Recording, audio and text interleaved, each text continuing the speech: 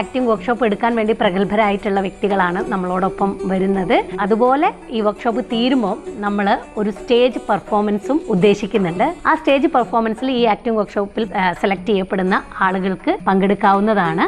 അവരോടൊപ്പം പെർഫോം ചെയ്യാനും ഈ ക്ലാസ്സുകളിൽ നിങ്ങളോടൊപ്പം ഞാനും ഉണ്ടാവും.